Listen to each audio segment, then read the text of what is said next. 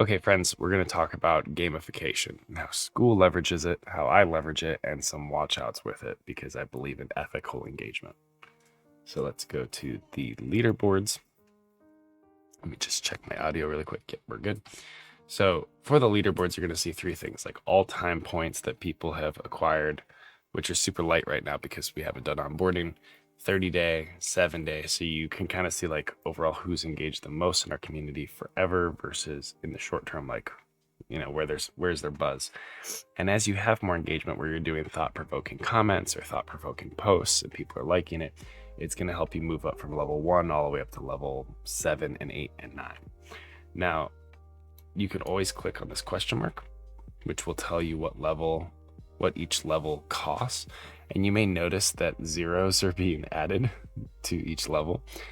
This is not linear. It is a curve. It is an exponential.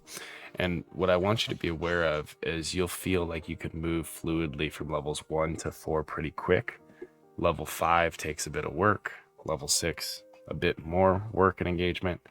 And 7 and 8 and 9 exact is like incredibly substantial. Oh, hey, buddy. Oh, hey, we have a guest. So when it comes to gamification, there's certain behaviors that a system like this can encourage that actually aren't good for our community. One of which we'll talk about in the, if I go to the classroom, level 1, there's going to be a whole section on high quality commenting. Gamification can actually encourage crap commenting, where it's just like, great, or here's a GIF with like no thought or impact, and it becomes very spammy to get points to get to levels. I don't want any of that here.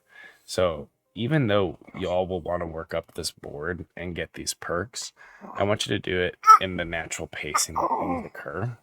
The other aspect of gamification that you might be a little bit less aware of in the beginning, but a lot of creators on this platform are aware of, if you click on your user, there's this board, and whenever it goes dark green, that means you've had like 10 activities per day. Like, it'll tell you how many activities you did on a given day. And there's a culture within Skool that celebrates having all green all across the board every single day and grinding. And I don't think that's, some people can do it effortlessly and it fits within their workflow and how they like to think and engage. I mean, I work out every day, right? Like, you can school every day, but I want you to not get too caught up in things like this if possible. And I'm happy to have conversations about it on our live streams as well. Like, we should celebrate building something as entrepreneurs, but I also celebrate days of rest and non-activity because it helps me come back better. So I don't commit to engaging this community every single day because I want to engage him, right, and the others in my life. And then I want to create that space and time so I can come up with good ideas so I can come back strong. So those are some light thoughts on engagement. The next video, well, let's just go check our board really quick. Big Brain Club. Take me back. I'm lost. We go to classroom. Thank you for following my wandering brain. But like with gamification, unlocks are another piece of that, which I spend a lot of time crafting to provide value to you.